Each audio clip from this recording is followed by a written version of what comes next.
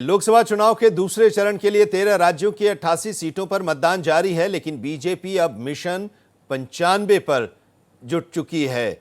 इसी के मद्देनजर पीएम मोदी से लेकर बीजेपी अध्यक्ष जेपी नड्डा उत्तर से दक्षिण तक धुआंधार चुनावी प्रचार में जुटे हुए हैं। जाहिर है बीजेपी का 400 पार का लक्ष्य बड़ा है, जिसके लिए बीजेपी के तमाम दिग्गज चुनाव प्रचार में जुटे हुए हैं। देखिए ये रिपोर्ट।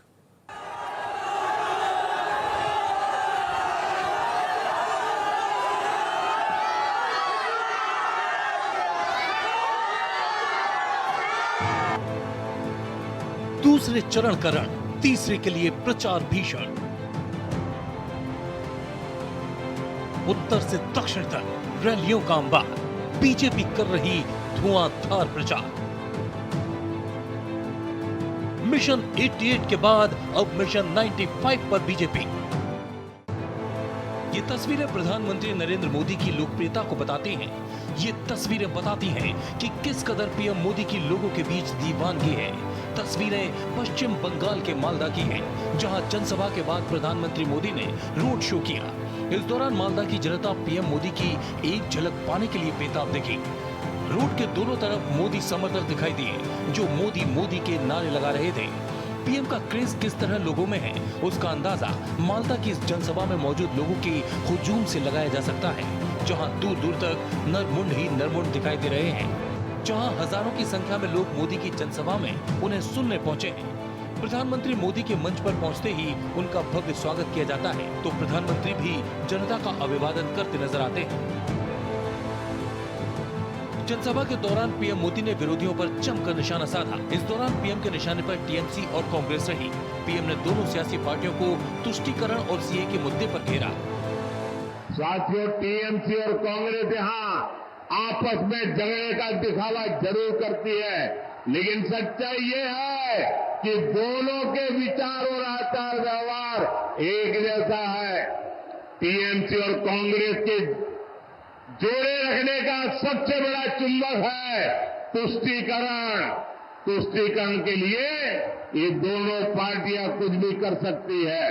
टीएमसी और कांग्रेस के नेता कह रहे हैं कि सत्ता में आए तो सीएए कानून को रद्द कर देंगे। प्रधानमंत्री यही नहीं रुके। टीएमसी और कांग्रेस पर हमला करते हुए पीएम ने कहा कि पहले चरण में जहां टीएमसी और कांग्रेस पस्त हो रहे थे, अब दूसरे चरण में ध्वस्त हो जाएंगे। मुझे विश्वास है पहले चरण में टीएमसी कांग्रेस जैसे जो दल जो फर्स्ट राउंड हुआ ना, पहले चरण में जो दल पस्त हो गए थे, अब आज दूसरे चरण में ध्वस्त हो जाएंगे। मालदा की जनता से पीएम मोदी ने खुद को कनेक्ट करने की भी कोशिश की। पीएम ने कहा कि उनका पिछला जन्म बंगाल में हुआ था और अगले जन्म में वो बंगाल में ही जन्म लेना चाहेंगे। आप इतना प्यार दे रहे हैं, इतना प्यार दे रहे हैं, ऐसा लगता है या तो पिछले जन्म में मैं बंगाल में पैदा हुआ था, या तो अगले जन्म में बंगाल की किसी मां के गोद से पैदा होने वाला हूं। शायद इतना प्यार कभी नसीब नहीं होता भाइयों। एक तरफ पश्चिम बंगाल के मालदा में पीएम विरोधियों पर हमलावर थे, तो दूसरी तरफ गृह मंत्री अमित शाह मध्य प्रदेश के गुना में गरज रहे थे। शाह गुना में केंद्रीय मंत्री ज्योतिरादित्य सिंधिया के समर्थन में रैली करने के लिए पहुंचे थे। शाह ने इस दौरान लोगों को राज्य और केंद्र सरकार के विकास के काम भी गिनाए।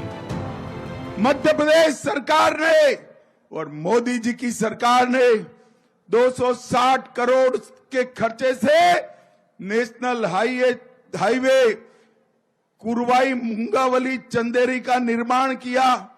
112 करोड़ गुना में नगर पालिका में आवास योजना में लगाए, 45 करोड़ एयरपोर्ट बनाने में लगाए और 100 करोड़ से 3000 हेक्टेयर ग्वालटोरिया मीडियम इरिगेशन प्रोजेक्ट को भी मंजूर करने का काम किया। भाई इधर बीजेपी के राष्ट्रीय अध्यक्ष जेपी नड्डा कर्नाटक में पार्टी का झंडा बुलंद करते दिखे। नड्डा ने कर्नाटक के यादगिरी के शोरापुर में रोड शो किया और बीजेपी प्रत्याशी के समर्थन में वोट देने की अपील की। बता दें कि बीजेपी का टारगेट बिल्कुल साफ है और वो है लोकसभा चुनाव का तीसरा चरण मिशन 95, जिसमें ज्यादा से ज्यादा सीटें हासिल करने के लिए खुद पीएम मोदी से लेकर बीजेपी के तमाम स्टार प्रचारक पूरा जोर लगा रहे हैं। Bureau report, Bharat express.